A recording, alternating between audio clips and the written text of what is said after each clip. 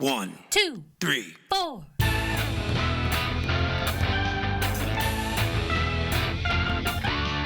Monster movie. Fun time, go! Monster movie. Fun time, go.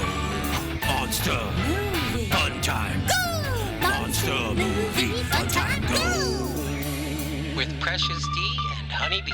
Fun time, go! Ladies and gentlemen, boys and girls, friends and neighbors, welcome to Monster Movie Fun Time Go. I am one of your hosts, Precious D. And I am the other one of your hosts, Honey Bee. We are two best friends making our way through the history of kaiju movies. We started with the original King Kong back in 1933, and today we are up to 2022. The movie is, lordy, Attack of the 50-Foot Camgirl. Oh, boy. And at some point we have to, sadly, and we have to go back and do Attack of this 60-foot centerfold. What year was that? 70-something, I think. Maybe 80s. Oh, shit. It actually may be later than you think. But we definitely passed it by. Dang. Let me see. 60-foot center. 95. It's 95. Oh. It seems like I started trying to watch it. It was on like archive.org or something.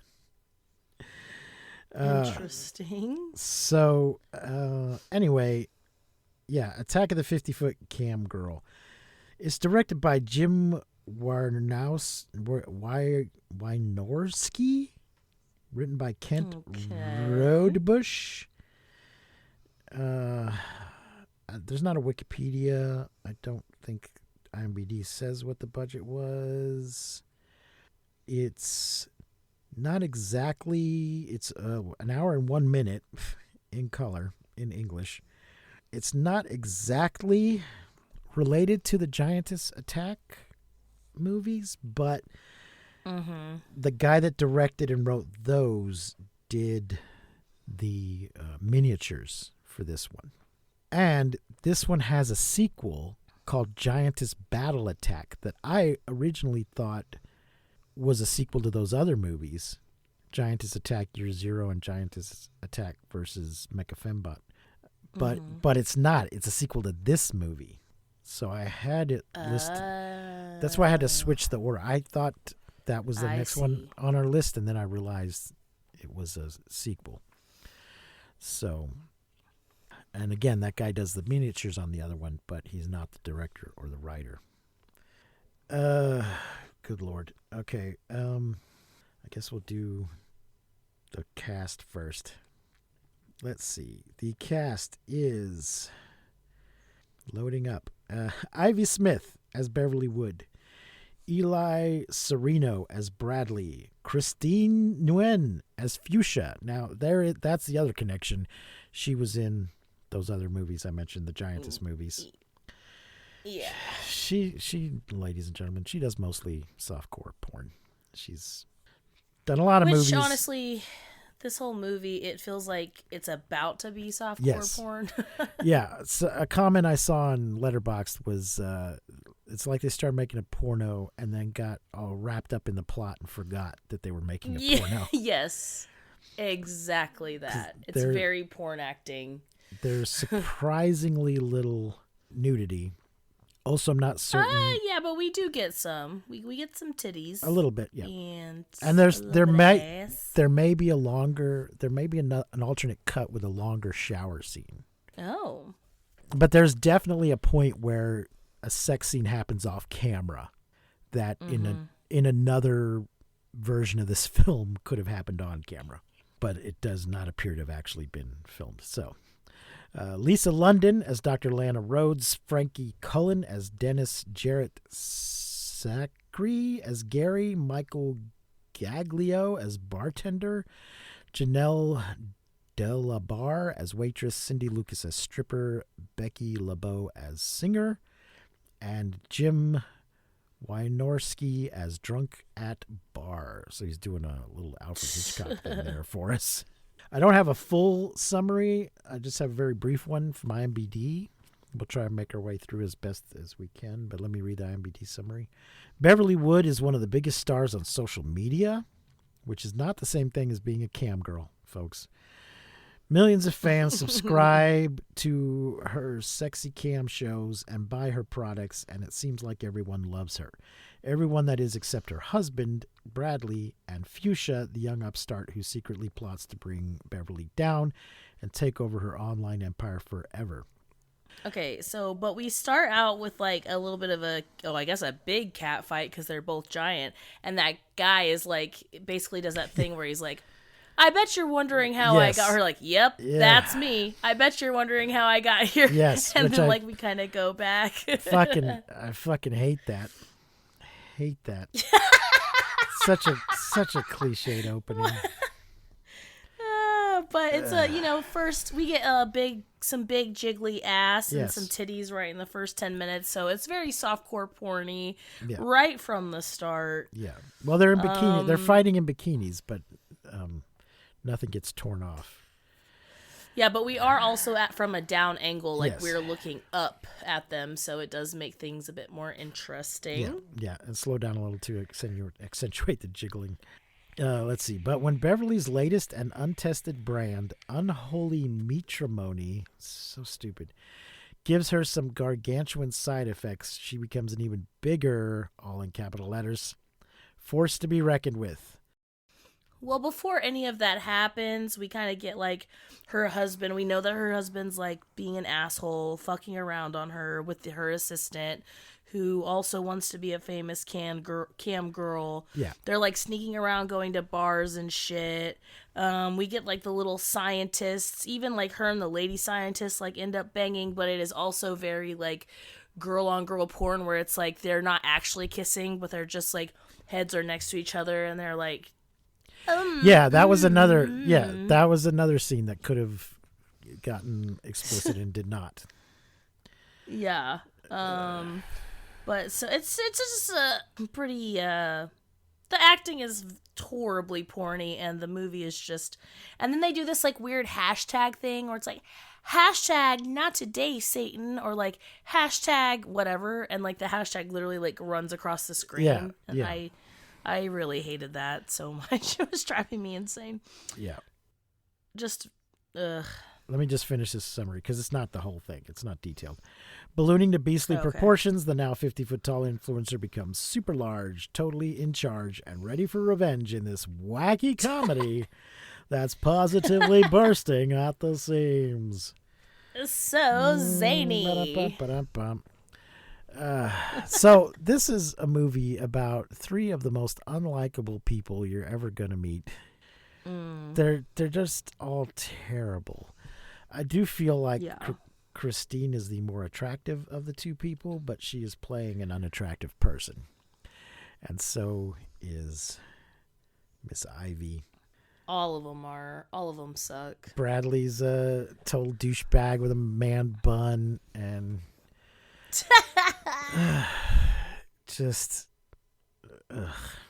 but I don't get what's going on. I know influencers often team up with brands. Yeah, that's really how they make their money. But this thing, this Unholy Matrimony, is Beverly Woods' Unholy Matrimony. It's still in development. Mm-hmm. Is she financing the research or something? It's similar to Clifford the Big Red Dog. They're looking to end world hunger by creating self-replicating hot dogs and things like that. So they inject a hot dog with something and they tear it in half, and then each half reforms into a whole. And then she decides to just take a bite out of one, and they're all like, well, that's not quite ready yet. And that's what starts causing her to replicate. Her cells begin replicating very quickly, and she grows big overnight. But also, which is so weird, also whatever clothes she happens to be wearing get bigger. In a movie called Attack of the 50-Foot Camgirl. in a movie that should address the bursting out of your clothes thing, they just have the clothes somehow miraculously grow with her, which is just so weird. Because they could have done the thing that they all do where they get a big tarp or a tent or something and cover up afterwards, but they can't be bothered to go to that much trouble. They just have her lingerie grow with her. There was one point, though, where her outfit changed, even though there was no point. No point at which she could have changed. About a different thing. No, she went from like a blue thing to a red thing, but I'm like, wait, when did that happen? When did she do that? I can't remember if she was already giant at that point. I think it was when she was with the doctor. Spends the night with the doctor. She goes to bed. She goes to bed in one set of lingerie and wakes up in a different set of lingerie. Oh. So there was no script continuity person working, between the things, saying, hold on, she was in the other outfit when she got in bed. So there you go. I mean, that's the least of the concerns with this movie. Yeah. Yeah. So, yeah, she eats the thing. She gets big. Her husband's running around on her with the other girl. I think she follows him at one point, and in a scene very similar to the original Attack of the 50-Foot Woman, sees him through a window he's in like a bar and dancing with her, and she sees this happening through a window, and doesn't she reach through and pick him up?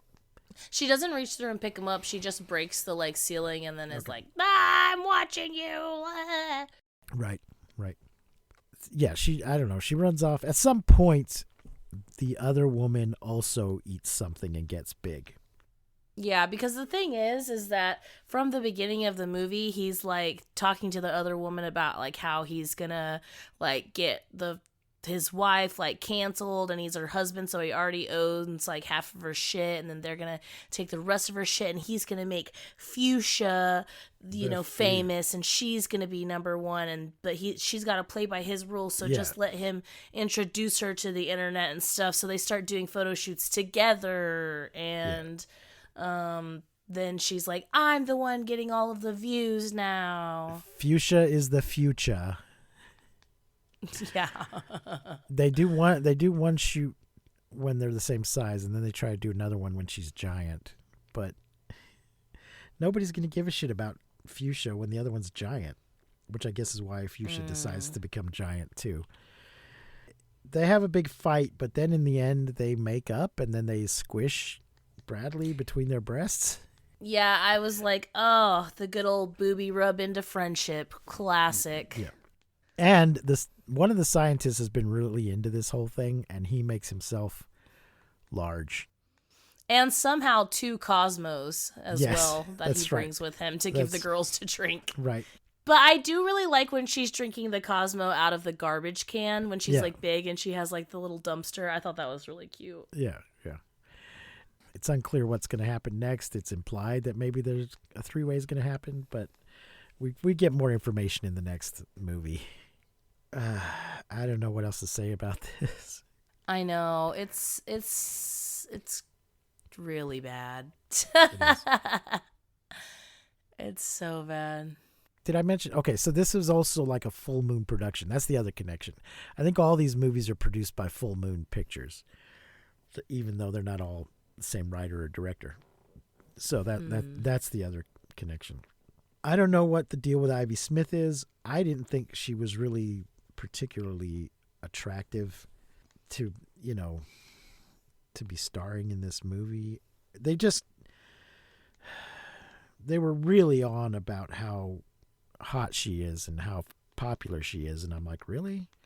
I'm not seeing it. I'm not saying she's ugly exactly, but she's just okay, and I don't know. I don't get it.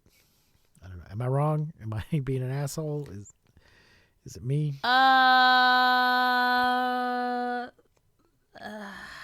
got nothing. I mean, it's not me. The movie is trying to sell this to me. The movie is trying to exploit. I feel like she's perfectly fine. I feel like she's.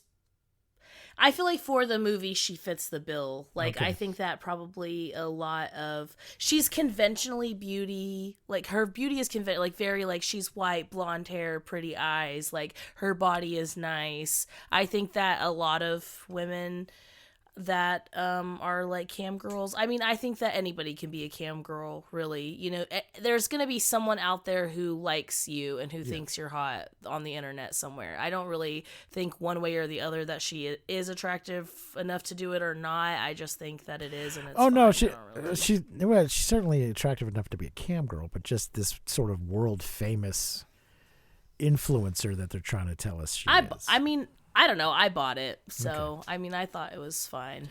She's also, I mean, I guess she's better. She's just so unpleasant in her personal life, but I guess she puts on a show for the fans. Yeah, I mean, I thought I like when she does the little shower scene when she's doing the little advertisement and they like show us the little shower scene later. I was like, oh hell yeah, like she's hot enough. I think she just sucks personally. Like the movie just sucks, you know what I mean? It's just a shitty movie. And we didn't actually get much nudity in the shower scene. I think it was later, when maybe during the fight. We did see her titties, but like barely. Okay. Like we got like a little bit of like a nip slip, but it wasn't like a lot. It's a lot of suds going on. Yeah. It's just later. And is it in this movie where somebody in the bar just takes their top off for no reason? Yeah. And does the splits. I was like, okay, girl, work. Get it. Yeah. So that was a little weird. All right. Well, I guess I was definitely cheering like, woo.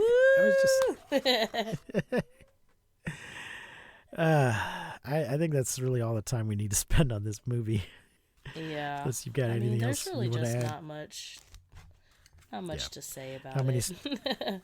How many stars are you gonna rate Attack of the 50-Foot Cam Girl? I'm gonna give this movie half a star. Yeah, I think I gave it 1 star, but it probably deserves half a star. We will be back next week to talk about its sequel, Giantess Battle Attack, which is not a sequel to Giantess Attack. It's a sequel to this, which should have been called Return of the 50-Foot Cam Girl, but it's not. It's called Giantess Battle Attack. So there you go. Folks, if you like what we're doing here, please rate and review, like and subscribe. Check out our Patreon. You can find links to all our things at mmftg.com. Thanks for joining us. Until next time, I have been Precious D. And I have been Honey Bee. Remember to keep calm and take shelter in basements. And please, don't misuse science. We won't see you, but you will hear us next time on Monster Movie Fun Time Go. You've been listening to Monster Movie Fun Time Go. If you enjoyed the show, please consider rating and reviewing us on your podcasting platform of choice. You can leave us a message and find links to all our things at mmftg.com.